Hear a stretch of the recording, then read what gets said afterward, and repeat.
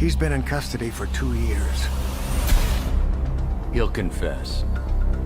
He's insane. It's a mistake to think you know what he'll do.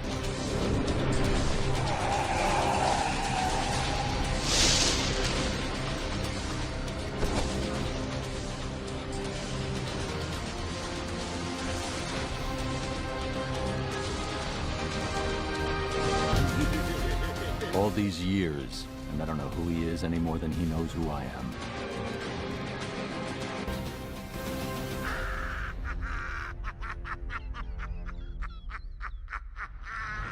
Hey, what's up, guys? This is Worse. We're going to be reviewing the Killing Joke. Killing Joke, not the comic. Not the comic. The film.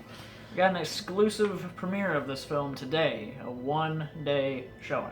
How cool is that? Yeah. Found out about it today, so we decided to go. We had to actually go to another town to see it because it wasn't playing in our town. Based off of this comic, the graphic novel of The Killing Joke.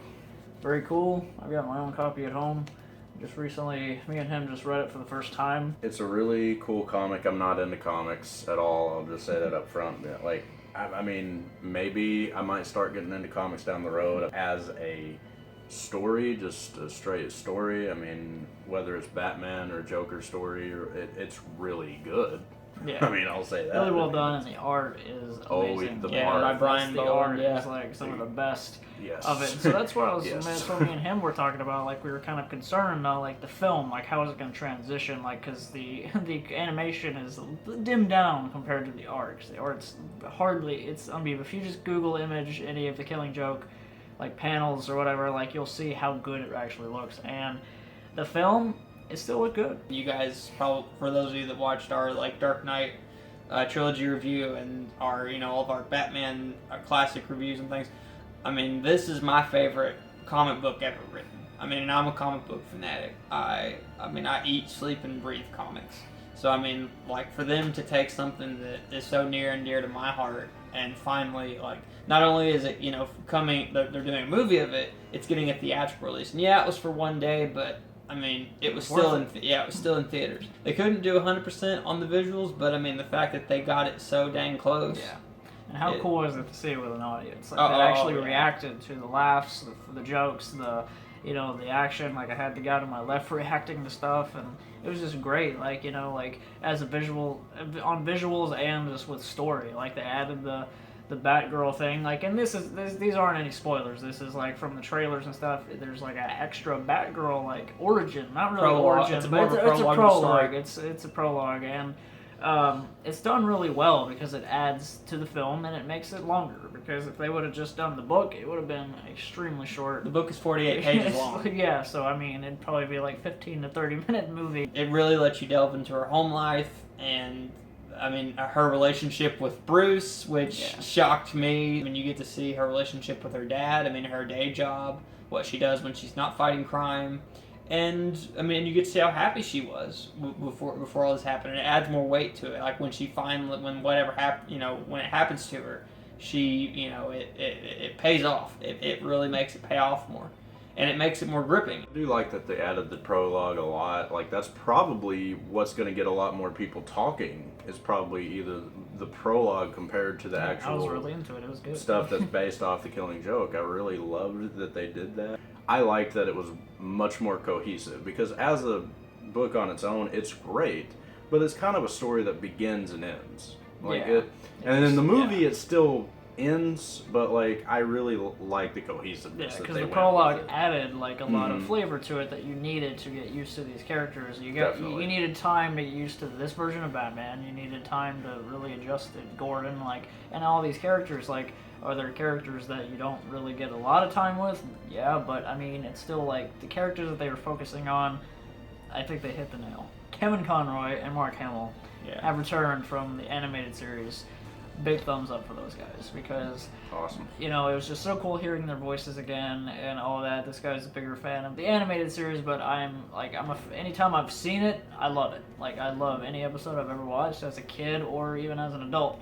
And me and Ryan recently saw Mask of the Phantasm for the first time. Great movie. you know, and it's just one of those things. Like, it's just great to see them again, and on such an epic scale. And let's not forget Tara Strong. I don't want to forget Tara Strong Tara Strong. She's come back as Batgirl. She came back as Batgirl because she was Batgirl in the animated series. So I mean, thumbs up to her. I'm glad she's back.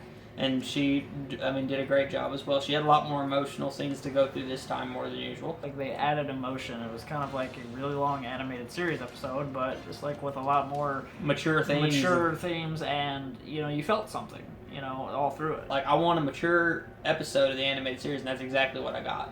That's like, because it's rated R. Yeah, it's rated R. So I don't know about taking your kids to this, even though it's animated, but it has some very adult. Yeah, themes. it's very dark and very disturbing. One reason I really love this film is because the music added a lot to it. Like, it was really beautifully composed. I think it would have been cooler had Shirley Walker come back. God rest her soul. She's passed away now, but I mean, that's who did the composing for the animated series and for Mask of the Phantasm. But I mean, as far as the new people we got, it was very well done and very eerie and very creepy. They added a lot of creepy elements to it. Every chance I get to see Mark Hamill come back, I always get scared that this is his last time to do it, and I hold that very close because ever since I was 5 years old, his voice has given me nightmares. Ever since I was 5 years old, I was petrified of him. So I mean, and he really did a good job. But I was telling them on the way back, like, you can definitely tell he has a lot of wear on his voice. Like, it's a lot more. Yeah, like, if you look at his earlier, he doesn't do the laugh as often. Yeah, if you look at his earlier work, in like '92 and '93 when I was born, his laugh was a lot more high pitched. He could do a lot more with it, but he still got it. The script, I believe, whenever they had the actors go in, they were literally just reading out of The Killing Joke because the lines were spot on. Like, that's what I loved about it. They kept all the really famous lines. Yeah. You know, like, I'm crazy for it and all those, like, there's a lot of cool stuff, you know. Yeah, don't like it. And without spoiling anything, but they change up a lot of scenery that I really like. Like, you know, it's no spoiler that Batman and Joker kind of have, like, a little showdown, and, like, to me, that was really cool to watch. Like, their dialogue, everything about that scene just had me just very happy and really into it as, like, a fan. The two things that I felt that they should have, and Mark still did a good job, but when they do the flashbacks and they show the possible origin story for him, when he gets washed up, it looks like in the comic, it looks like it took like maybe about an hour or so. It didn't happen right off the spot. But in the comic, like, it's like before he pulls the mask off, he says it's burning, but he didn't really say that. He says it itches. It was over too quickly. That reveal was over too quickly. That's what I felt like. That laugh though, that laugh on that part. Yeah. I mean, they nailed that, and I love you get the image of him, you know, where he's laughing real big and all that. But I mean, other than that, that's really my only problem. But I love the movie. Don't take that the wrong way. I mean, I absolutely loved it.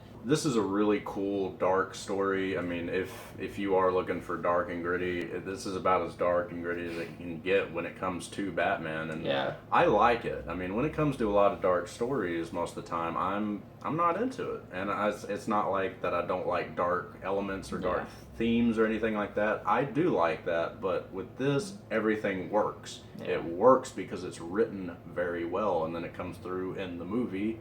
And it was more cohesive with the prologue, so it all kind of came together really well. I think this is pretty much a near perfect comic book adaptation. I do think this deserves a 9 out of 10. The build-up, the prologue that they added and everything really added a lot. It made the book parts seem way more epic in the very end of the film. Like, whenever it finally says Batman the Killing Joke, you feel, like, very satisfied. Man, I love it. I'm giving it a 10. There's a reason they saved me for last. There's a reason for He's that. the bigger fan. Yeah, I mean, this is something I've wanted since I was in junior high. Ever since they started doing the DC animated movies, I mean, everything from Batman Year One to The Dark Knight Returns to all these different stories, I've been thinking, man, when are they going to do Killing Joke? When are they going to do it? Not only is it coming out, but I got to see it on the big screen. I mean, as a Batman fan, in my opinion, it can't get any better than that. I mean, this movie really did show me. I mean, and I read the comic, and I will never ever put the comic book down. Even though this movie has come out and everything else, I will never put this book down. I mean, the fact that I got to see it with these guys and just, I mean, have a great time. I mean, This movie reminded me of why I love this character so much, and why I love the mythology. I could ramble on and on about how big I'm a fan of this character, but I mean, I'm just gonna give it a 10. Thanks so much for watching, guys. This is our review on Batman: The Killing Joke Film adaptation movie.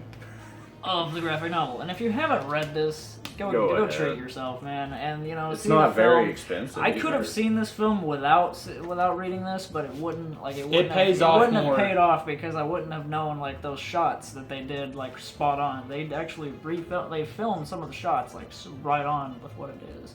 So yeah, but definitely check out more reviews from us. We'll be spitting out a lot more often. So keep in touch with us, and we'll see you next time. Thanks, guys.